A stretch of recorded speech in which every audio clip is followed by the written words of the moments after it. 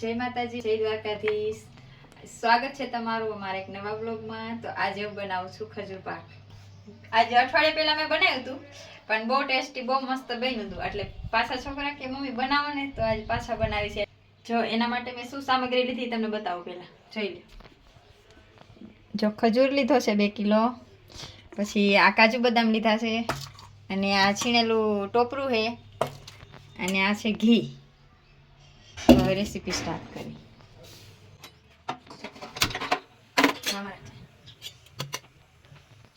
ગરમ કરવા મૂકી દીધી છે. હવે એમાં નાખું ઘી.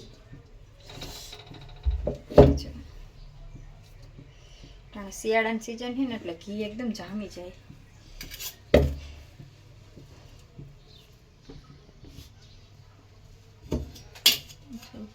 ઘી લીધું છે.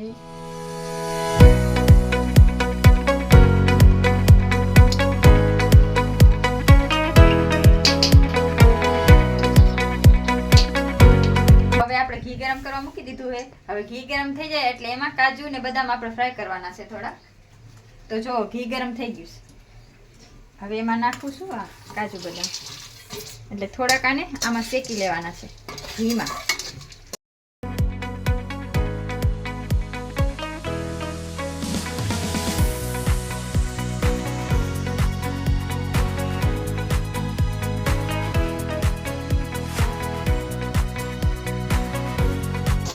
હાલો, જો હવે આ શેકાઈ ગયા છે, એને લઈ લઉં છું બહાર.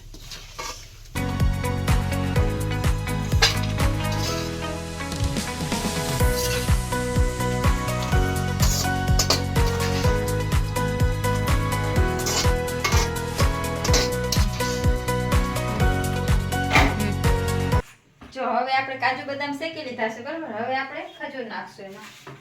થોડોક ખજૂર શેકશું. હવે એમાં પાછું ફરીથી આપણે ઘી નાખશું.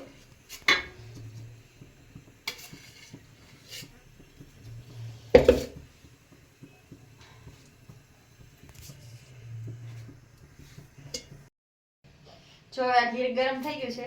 હવે એમાં નાખી ખજૂર આપણે. ખજૂર ઠરિયા વગરનો પણ મળે છે. આમાં આપણે ઠરિયા વગરનો જ યુઝ કરવાનો.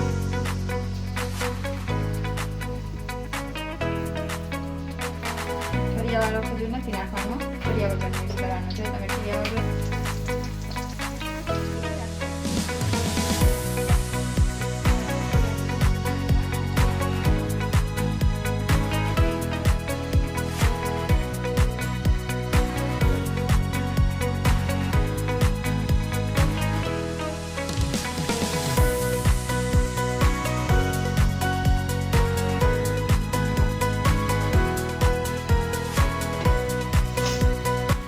જો આ ઘીમાં સારી રીતે પાકી ગયો છે ખજૂર. હવે આમાં બધે આપણે જે ઓલા શેકેલા ડ્રાયફ્રૂટ રહ્યા ને એ નાખવાના છે.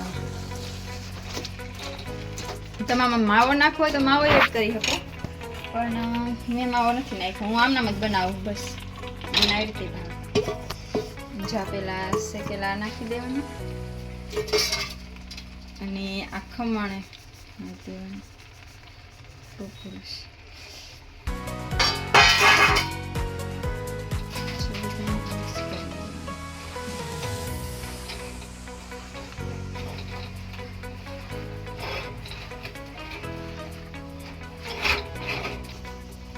ઘીમાં આપણે ખજૂર પકાવીને એટલે પાકી જાય ને, એટલે એકદમ હાવ કેમ ઝીણો લોટ જેવો થઈ જાય. મિક્સરમાં ભાંગી નહીં કરીએ કે આપણે, પણ ગરમ કરીએ એટલે ઓલરેડી થઈ જ જાય છે. એમાં બહુ પછી આમ નથી રાખવાનું, થઈ જાય ઝીણો. એટલે બહુ જરૂર ન પડે મિક્સરની, એમનામ જ થઈ જાય. જો તમે જોઈ શકો કે આખી ખજૂર નથી દેખાતી. જો આ ઘીમાં આપણે ગરમ કર્યો ને, એનાથી જ આટલું થઈ ગયું ઝીણો હાવ. એટલે આને કાંઈ ભાંગવાની જરૂર ન પડી. જોઈને જ લાગે છે કે સરસ બન્યો છે. જો ખાવામાં બહુ જ ટેસ્ટી હોય. શિયાળામાં તો ખાવ જ જોઈએ.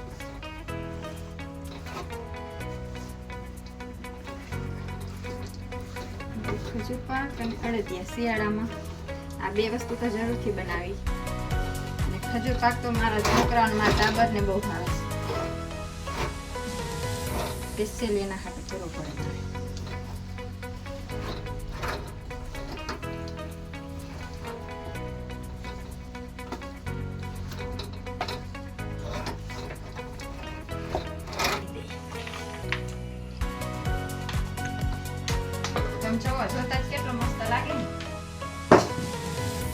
જ ખાવાનું મન થઈ ગયું એવો બન્યો હો.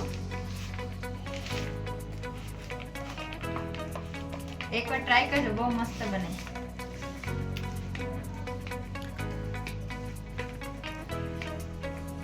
એકવાર ખજૂર પાક બનાવશો ને તો અડદિયે નહીં ખાવ, એટલો મસ્ત બને.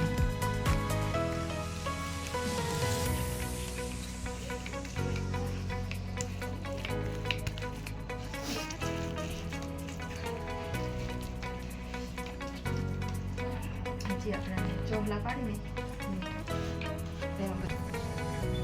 જો આને ઠરવા મૂકી દીધું. હવે આપણે હે ને આવી રીતે આના પીસ કરી લેવાના હે.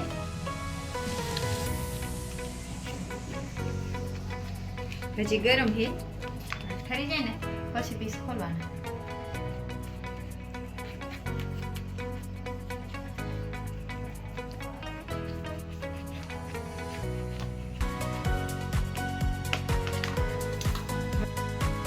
જો આ રીતના પીસ કરી લેવાના. જો કેટલા મસ્ત પીસ થઈ ગયા. જોતા જ તમને એવું લાગતું હશે કે બહુ મસ્ત બન્યો છે. ખાચું કાચ ખાવામાં બહુ જ એટલે બહુ ટેસ્ટી લાગે છે. જરૂરથી એકવાર બનાવજો તમે, બહુ સરસ લાગશે શિયાળામાં. અને જો તમને અમારો બ્લોગ ગમ્યો હોય તો અમારી ચેનલને સબસ્ક્રાઇબ કરજો, અમારા વિડીયોને લાઈક કરજો અને શેર જરૂરથી કરજો. જય માતાજી, જય દ્વારકાધીશ.